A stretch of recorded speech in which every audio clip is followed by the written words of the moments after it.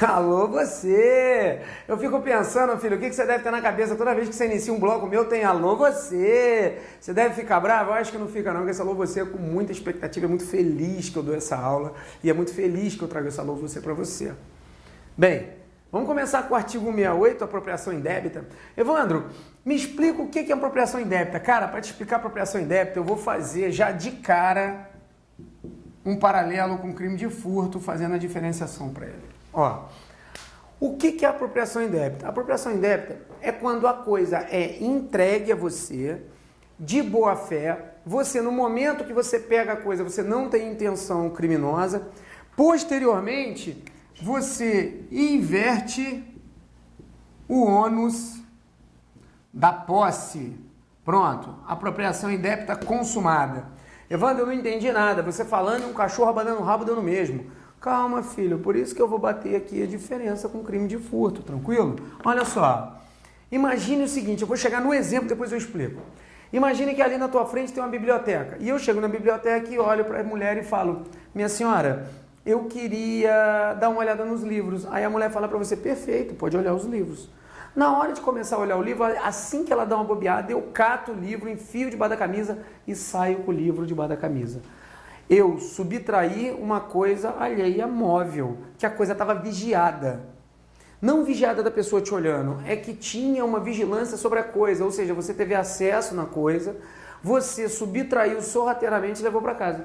Subtrair coisa móvel alheia, furto. Apropriação indébita, a coisa é entregue a você. Você chega para a pessoa e fala, minha senhora, aqui o meu documento, eu vou fazer um cadastro, eu vou levar o livro que eu vou alugar ele e entrego amanhã.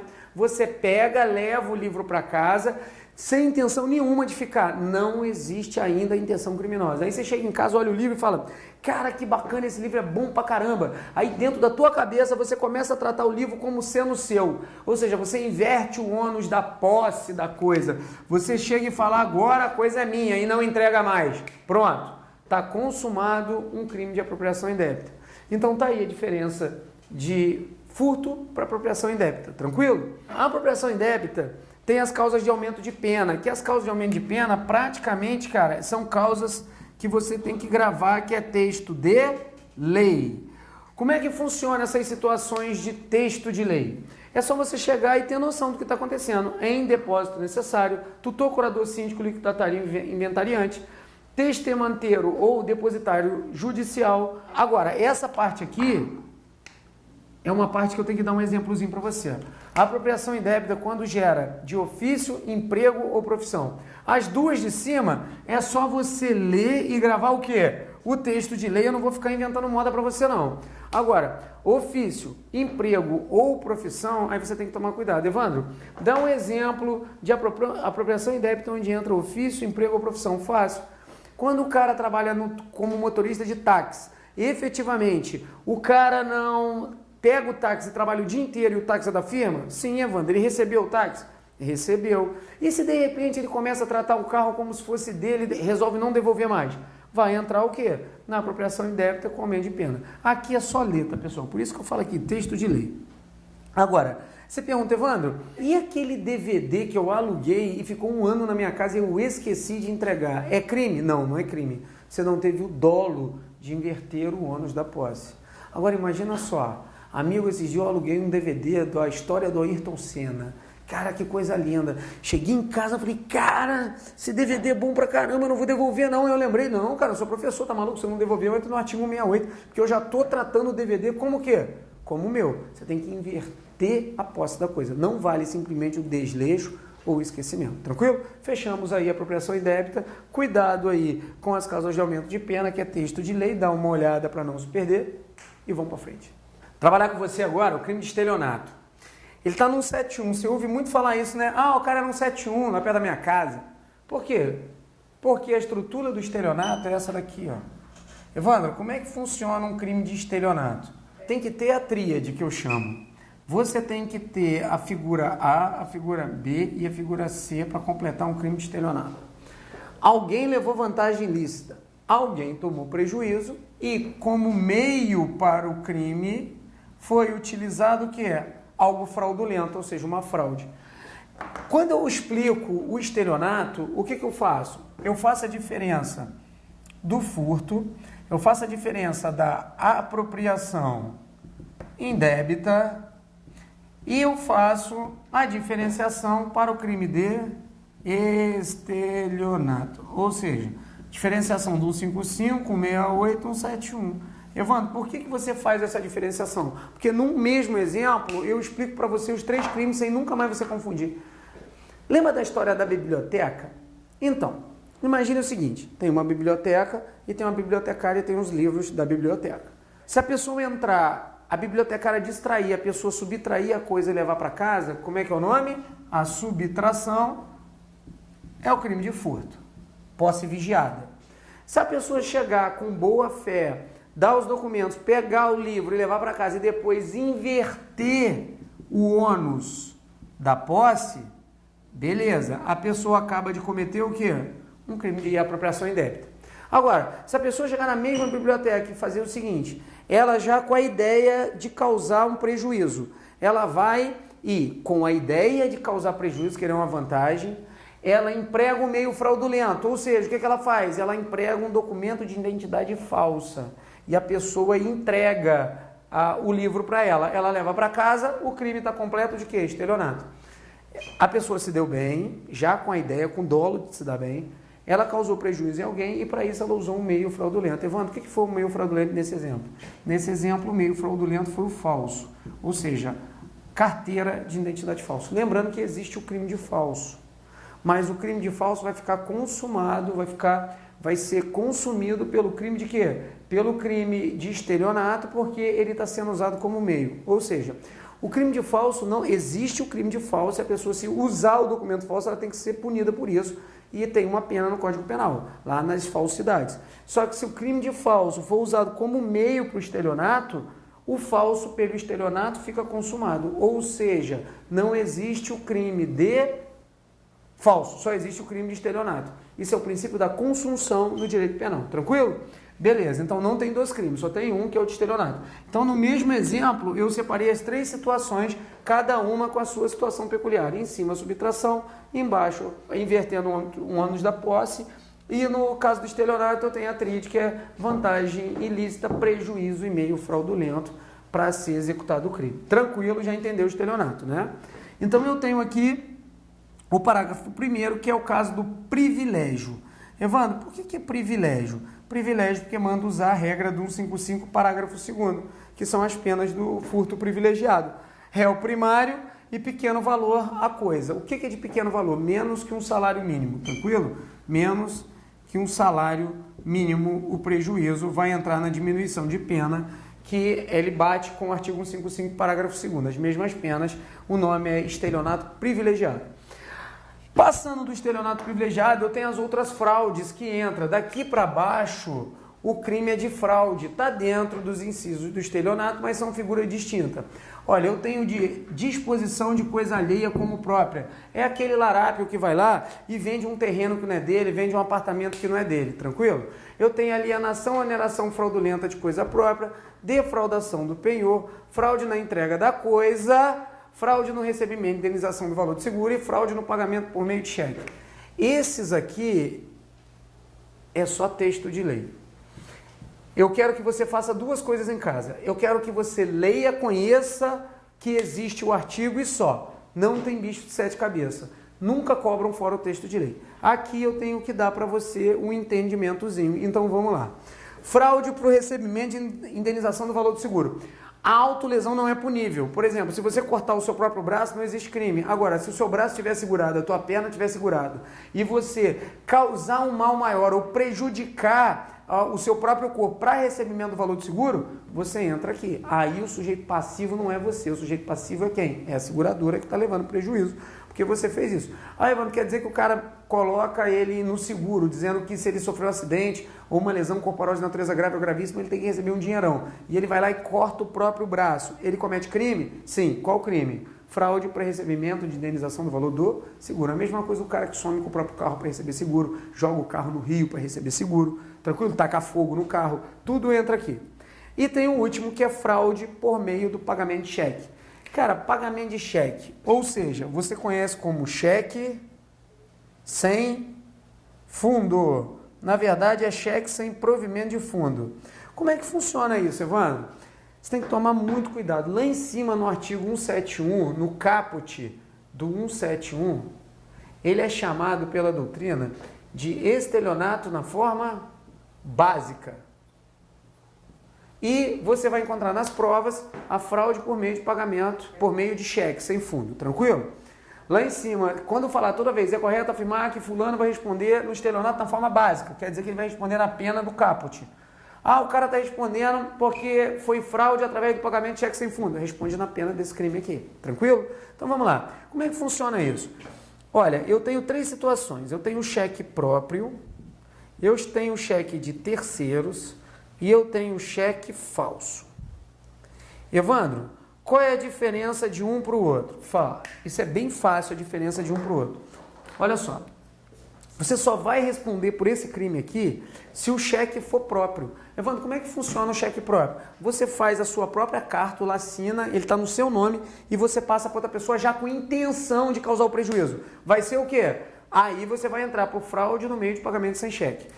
Se o cheque for de terceira pessoa, você assinar o cheque da sua mulher ou assinar o cheque de outro cara e entregar com intenção de causar prejuízo, você vai entrar em estelionato na forma básica. A mesma coisa se você imprimir na tua casa um cheque e preencher ele. Nessa situação, entra no estelionato na forma básica. Aqui entra no caput do artigo 171. Esse é a única formatação de você cometer o crime de fraude por meio de pagamento sem cheque. E outra, o cheque tem que ser à vista. Se o cheque for pré-datado para 1 ou 2 dias, o tribunal já disse que não tem crime. Ou seja, se você predatou, pressupõe que você iria pagar. 2 dias depois aconteceu alguma coisa, você não consegue pagar. Para ter esse crime aqui, no momento que você preenche o cheque, você já tem que ter a intenção de causar o prejuízo. Tranquilo? Matamos aí o artigo 171 e vamos para o próximo. Crime de receptação. Ó, o crime de receptação é muito bacana, cara. Olha só a situação hipotética. Imagina que você seja policial, imagine que você esteja na pista, e imagine que você receba a mensagem por rádio às 12 horas que um Fiat Uno branco acabou de ser furtado. Às 0 horas, ou seja, 12 horas após o momento que você recebeu a comunicação do furto, ninguém sabia quem furtou. Você para na pista, tá lá o carro com as mesmas características, jogou no computadorzinho, pum, a placa bateu, o carro é roubado. Você achou o carro, na verdade o carro é furtado. Você achou o carro com o furtador dentro do carro. Você olha pro cara e fala, foi você que furtou? O cara, não fui eu. Mas e aí? Pegou o cara dirigindo um carro que tinha sido furtado há 12 horas atrás, mas ninguém sabia quem foi o autor aqui há 12 horas atrás. Esse cara que foi pego dentro do carro pode ser punido pelo crime de furto? Não, não pode. Por quê? Porque você não sabia quem era o autor, mas ele estava dirigindo um veículo que era produto de crime. Estava dirigindo um veículo que era produto de crime. Não vale se for produto de contravenção penal. Só vale se for produto de crime. Ele estava dentro de um produto de crime, que é o quê? Um produto do furto. E aí? Aí esse cara não responde pelo furto, ele responde por receptação, e é o que a gente vai ver agora. Receptação tem de 2 formas, receptação própria e imprópria. Está dentro do quê? Está dentro do caput.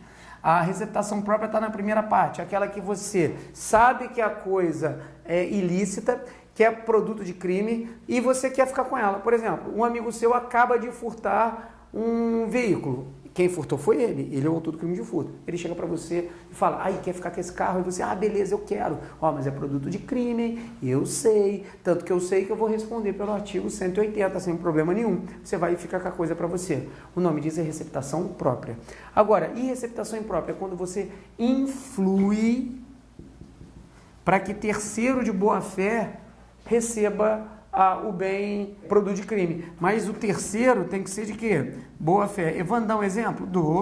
Imagine que você não furtou, que você não pegou a coisa para você, mas você chegou para trabalhar na concessionária e alguém contou, olha, esses carros aí são tudo furtado. Aí você fala, eu não quero ficar com nada para mim, mas beleza, eu vou vender para o cara de boa fé. E você influi para que o terceiro de boa fé compre, você vai entrar no caput também, nas mesmas penas, só que o nome disso é receptação o quê? Imprópria. Influir para que terceiro de boa fé, o terceiro não pode saber de nada.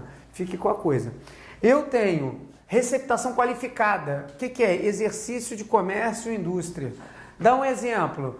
Cara, imagine que você tem uma loja de autopeça e você venda a autopeça que é produto de crime. O cara furte o carro, leve para você, você desmonta e começa a vender. Você está influindo para que terceiro de boa fé compre? Tá, mas você está na situação de comércio? Tá, ou indústria? Então é qualificado. Equiparação à atividade comercial. Cara, se você abrir uma barraquinha na frente da tua casa e começar a influenciar para que terceiro de boa fé compre, ou seja, você bota uma barraquinha e começa a vender produto de crime. O que vai ser isso? Mesmo que aquela situação de comércio seja irregular, você vai responder como se comércio natural fosse, ou seja, vai responder com a pena qualificada. Esse parágrafo 2º serve para equiparar qualquer tipo de atividade, mesmo que seja uma atividade irregular, como sendo comércio, tranquilo? Você tem a receptação culposa, aqui é um malandrão. Cuidado, quando você compra alguma coisa, a desproporção do valor e do preço, o que é isso? Imagina que o cara chega para você e fala, filho, olha o que eu vou fazer com você. Eu vou vender um tênis desse aqui, ó, tô com um tênis bacana, esse tênis aqui é o quê? É um Bausch da Adidas. Legal, quanto que tá esse tênis na loja? Ah, Evandro, esse tênis na loja tá R$399, o cara chega e fala, vou te vender um tênis novinho que eu acabei de comprar, eu tô querendo R$60 no tênis que custa R$499. Amigo, qual é o preço desse tênis no mercado? R$499. O cara tá te oferecendo por quanto? R$60. E aí, tem alguma diferença da desproporção para o valor ou para o preço? Lógico que tem. Isso aqui pressupõe que você tem que entender que a coisa está irregular. Se você fizer e, porventura, o tênis efetivamente for produto de crime, você vai responder. Mas, Evandro, e se o tênis não for produto de crime, o que acontece? Se não for produto de crime, você se deu bem, né? Mas se for, você entra em receptação culposa. Condição do ofertante. Cara, aí no estado, no sudeste, no norte tem muito isso. Aqui no sul não tem muito não. O cara pega um carrinho e sai empurrando. Vendo cobertor, travesseiro, notebook, televisão de LCD de 60 polegadas. Porra, cara, a condição do ofertante, não é estranho esse cara sair vendendo esse tipo de coisa na rua? É, se você comprar, você pode cair na receptação culposa. Comprando coisa de menor. Você imagina você comprando coisa de um maluco. Aquele maluco que você passa todo dia perto da sua casa, ele caga na mão e passa merda na cara. Aí um belo dia ele chega, olha, tô querendo vender um Rolex. Aí você compra o Rolex do maluco. Amigo, tem que tomar cuidado, porque a condição do ofertante pode enfiar você aonde? Na receptação culposa. Tranquilo? Aqui, no parágrafo 4º, diz assim, que mesmo que seja desconhecido o autor, você vai responder por receptação. Tranquilo? O que quer dizer mesmo que seja desconhecido o autor? Amigo, o carro foi furtado aqui e foi pego o cara dirigindo o carro, mas ninguém descobriu quem furtou, mas pegaram o cara dirigindo o carro produto de crime. Mesmo sem condenar e processar o autor do crime, esse que foi pego dirigindo responde processado e condenado pelo crime de receptação. Tranquilo? O parágrafo 5 é só você dar uma lida, é a situação do privilégio, a segunda parte você entra com as mesmas regras do artigo 155, parágrafo 2º, que é o furto privilegiado, e o 6º você vai pegar no artigo 180 aí, são as situações das formas agravadas, é só ler texto de lei purinho, tranquilo? Nessa situação, terminamos aí o crime de receptação, demos bastantes exemplos, trabalhar disposições gerais, artigo 181. O 182 e o 183. O 81 e o 182 são chamados as escusas. O que é escusa? Quando você não responde pelo crime. Na verdade, fica isento de pena em algumas situações determinadas.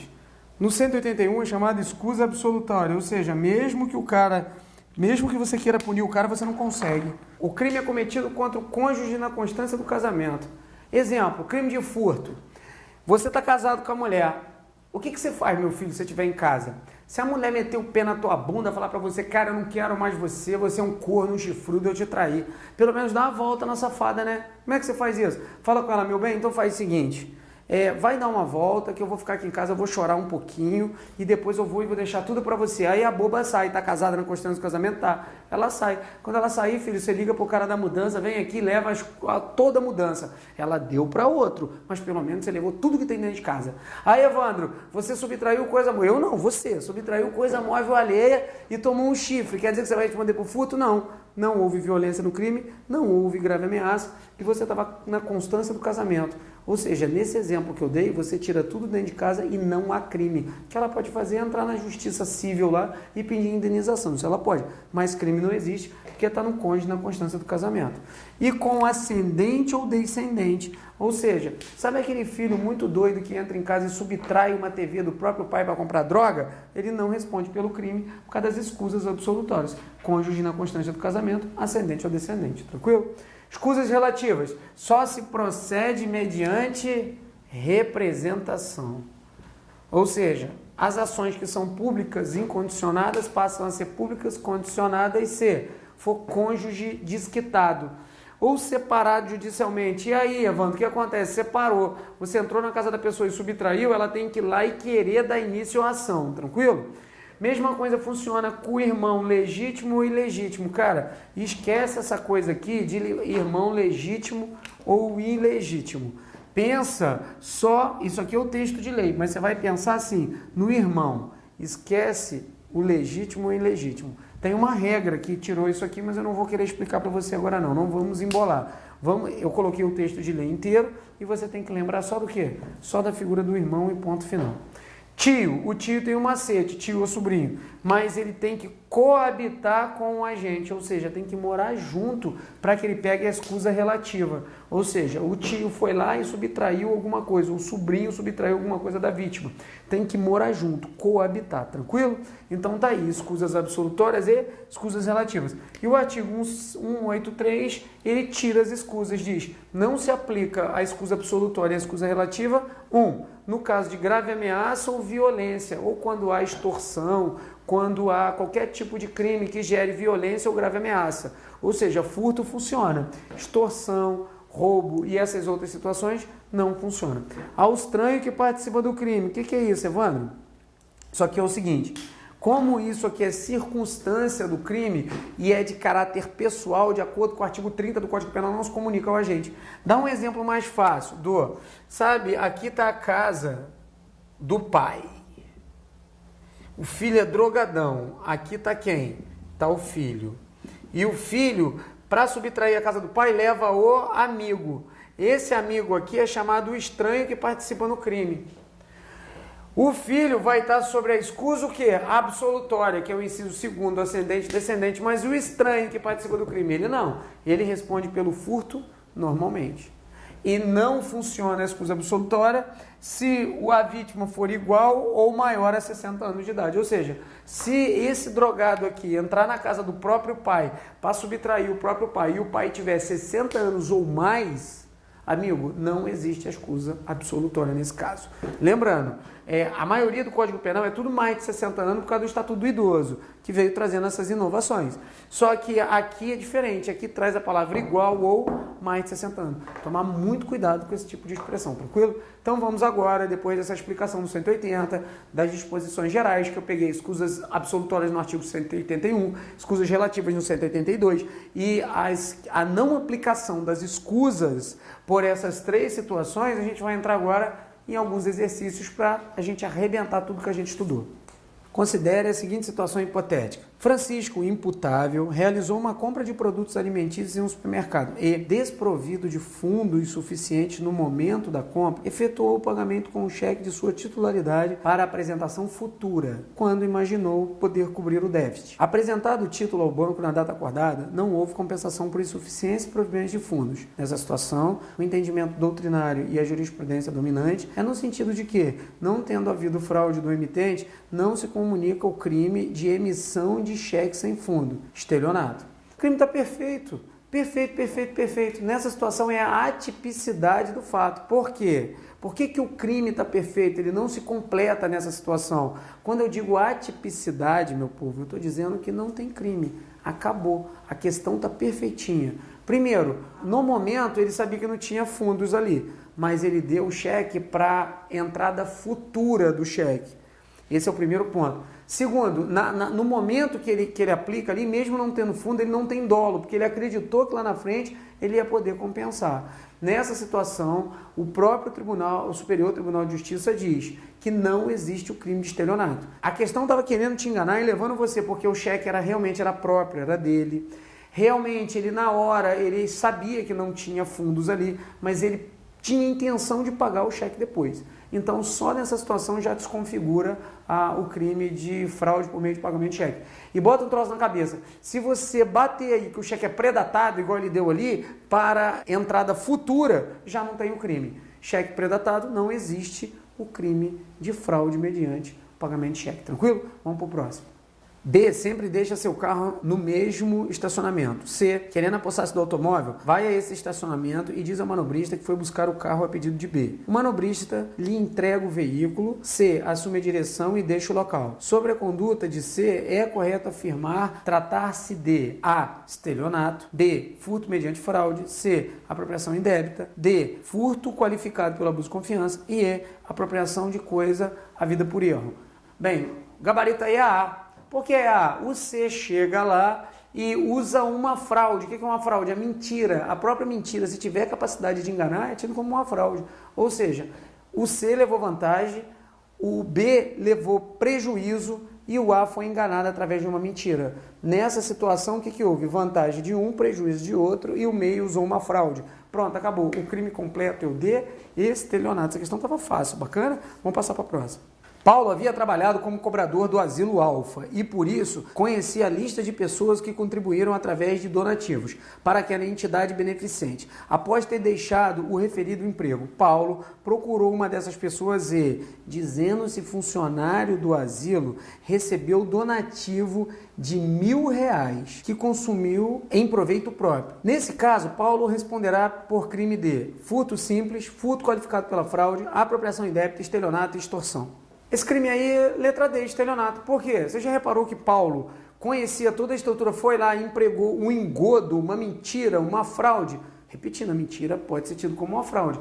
Ele levou benefício, a pessoa levou prejuízo e houve uma fraude no meio do caminho. Letra D, estelionato, sem problema nenhum. Vamos passar para a próxima aí. Fulano pede a Beltrano, seu amigo de longa data, que guarde em sua casa um computador de sua propriedade, até que volte de uma viagem, que fará para a Europa. Dias após ter recebido o aparelho de boa fé, quando Fulano já encontrava no passeio, como se fosse seu, Beltrano vende o computador para a terceira pessoa. A conduta de Beltrano se amolda na prática de receptação, receptação qualificada, furto, apropriação indébita e estelionato.